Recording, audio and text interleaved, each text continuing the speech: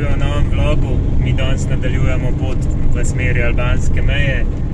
Danes planiramo prevoziti nekje 250 km in priti do Igumenice. Upava, da nam bo uspel, sicer zjutraj se nismo prav ful hitro spokali, ker je bilo še malo lepo vreme, tako da smo še malo šnovki žogico metali in malo smo še na soncu uživali. Zdaj se pa spet bolj zoblačili, tako da zdaj smo šli naprej. To je pa to.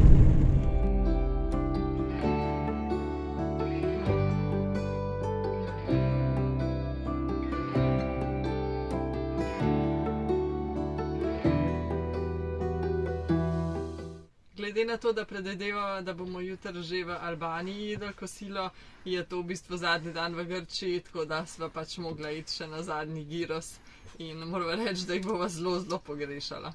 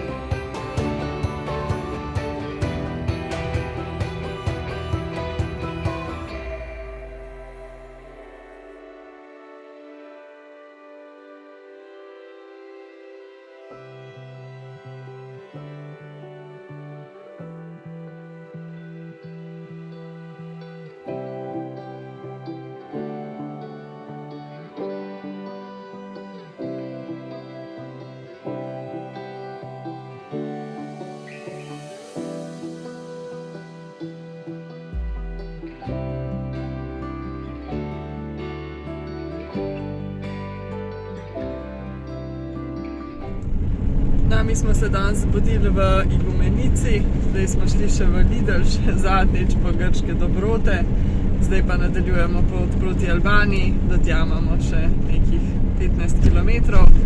Tako da po eni strani smo malo žalostni, ker gremo iz Grčije, nekako nama na dolgi rok bivanje v državi najbolj diši v Grčiji do zdaj, res tlele sva kot doma. Tako da se pa že veselimo sicer tudi Albanije, tako da upamo, da bo šlo vse lepo na meji in da bo tudi tam fino, malo drugače.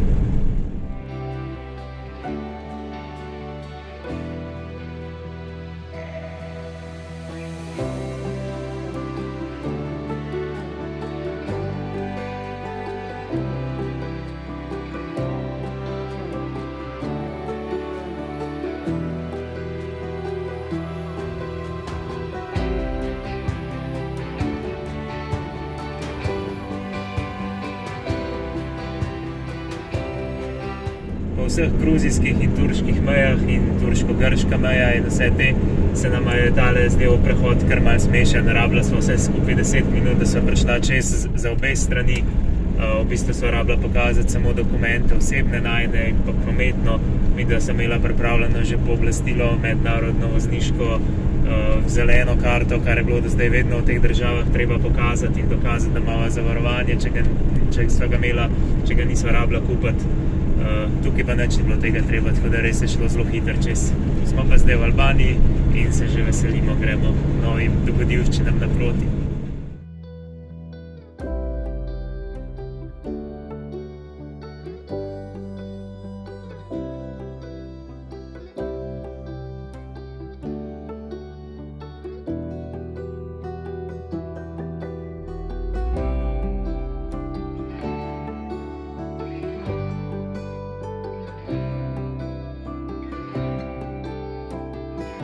Namen imamo iti direktno v mesto Ksamil, ker moramo kupiti SIM kartico in moramo priti s temle spravom na drugo stran reke.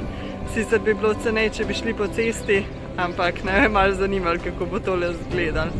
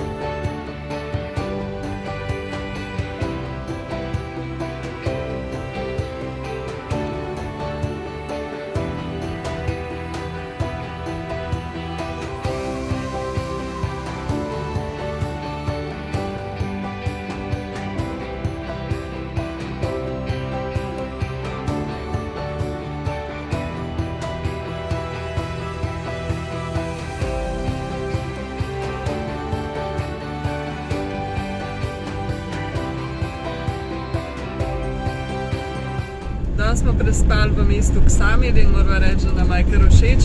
Sicer ni tako zrihtan kot razna grška in hrvaška mesta med sezono, ampak je pa tudi res, da še ni sezona trenutno, večina barov je še zaprtih, so pa zelo pridni, moramo reči. Včeraj so glih neki z enim bagerčkom delali zraven kemperja in so delali do 10 zvečer, danes so pa tudi že na vse zgodi začeli, tako da res pohvalno, no. Je pa voda ful lepa, to moramo reči, tako da so se danes zjutraj že šla kopati, pa smo šli na sprehod in zdaj gremo naprej. Ja, danes gremo do enega malega mesteca Gjirokastër, to je v bistvu zelo staro mesto in izgleda kar lepo. Sicer je malo bolj v notranjosti, tako da imamo 71 km do tja, pa planiramo priče nazaj na obalo, da bo bolj toplo za spat. Tako da ja, upava, da nama bo vse to danes ratalo. Smo pa zdaj na poti tudi že plin nafilali in sama sreča, da je bil zadnjič na plinarna, da je bila zaprta v Grčiji, ker je tukaj avtoplin praktično pol cenejši, za razliko od dizla, ki je pa malo dražji kot v Grčiji. Ja, za 2 bombi so dala koliko? 27 € za 20-kilski bombi, ja.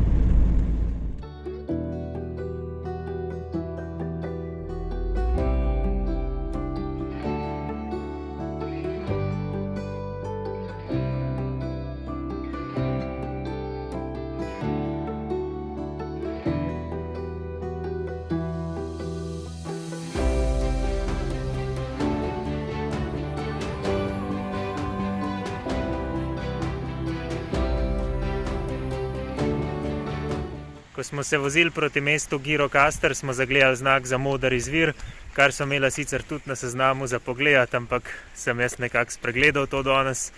Tako da so se tukaj ustavila, tako je ful scal, tako da smo zdaj še 1 uro pa pol čakala v kemperju, zdaj se je kukar toliko zjasnil in gremo pogledati, 20 minut je peš do tega izvira, pa bova videla, kako izgleda. Bomo pa videli pol, če bomo imeli sploh danes čas iti še naprej do mesta.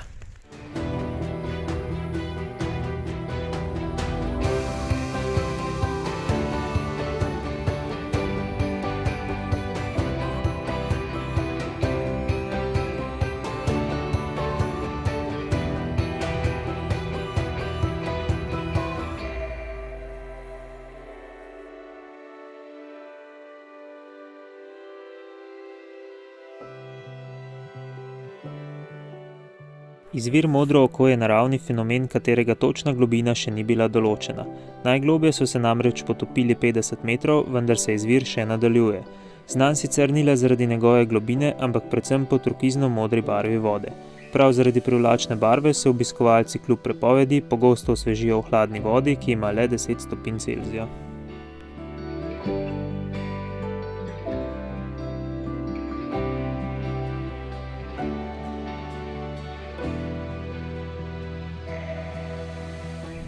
No, včeraj, ko smo si ogledali ta izvir, ki nam je bil ful všeč drugače, je spet začel deževati, pa tudi časa nam je že zmanjkovalo, ker je Rok imel že ob 5 inštrukcije, tako da smo potem kar tukaj prespali in gremo danes naprej v mesto.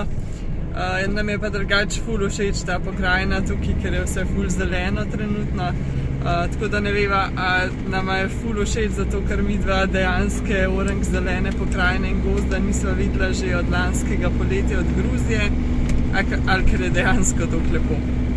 Ja, drugače imamo pa zdaj do mesta še 30 km, tako da bomo danes verjetno med prvimi obiskovalci tam, ker je ura šele 9 zjutraj.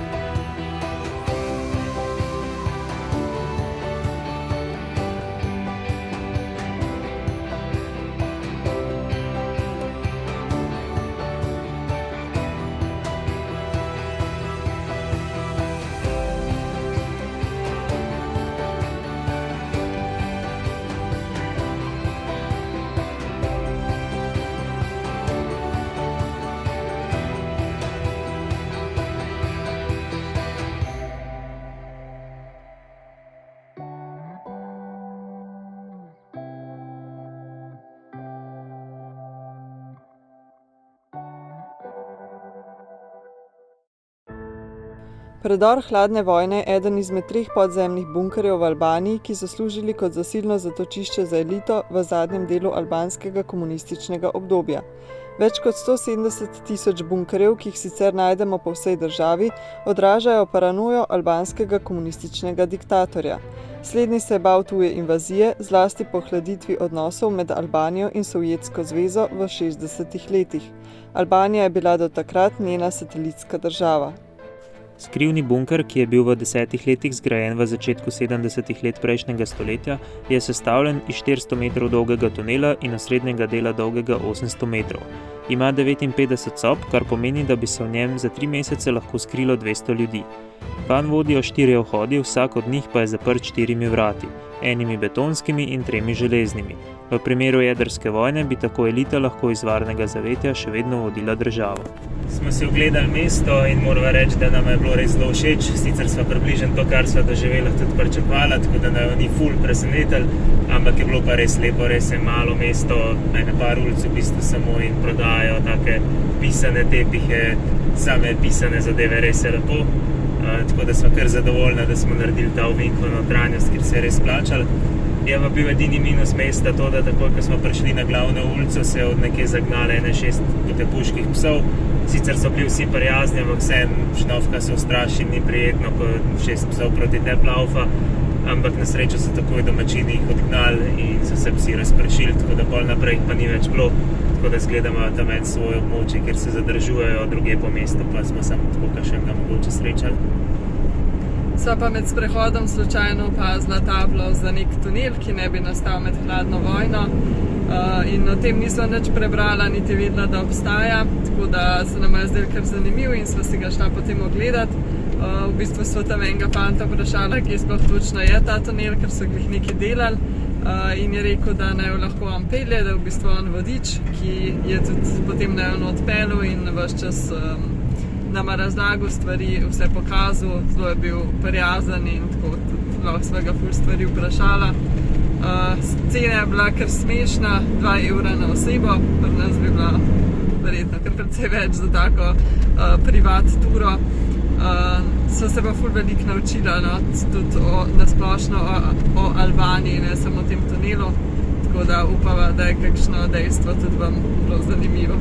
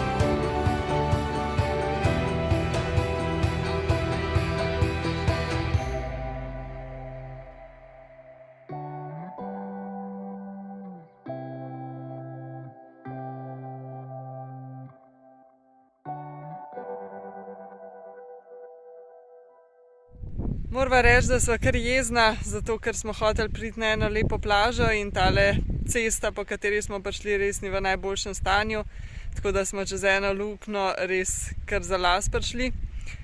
Na koncu pa niti na plažo nismo mogli priti, ker je pot zasuta, tako da smo prišli tik do nje, ne moramo pa tam parkirati. Tako da zdaj smo tukaj ostali, ker nimava več časa, da bi šli naprej. Sicer tlele ne zgleda ful grozen, ampak v resnici je kar grozen, zato ker je to neko odlagališče divje oziroma na pol smetišče. Ja, za eno noč bo sicer v redu, drugače danes tudi 2 leti pa pol, odkar smo šli prvič na pot, oziroma odkar smo šli na pot, no, Ampak ja, ni glih nek glamurozen prostor za praznovanje, tako da verjetno bo rajš kakšen drug večer praznovala. Ja, se pa drugače tlele vidi še bunker, tukajle, ki jih je v Albaniji in predvsem na obali, no, kar veliko. Ja. Je pa to za ta vlog, pa se vidimo v naslednjem. Dio!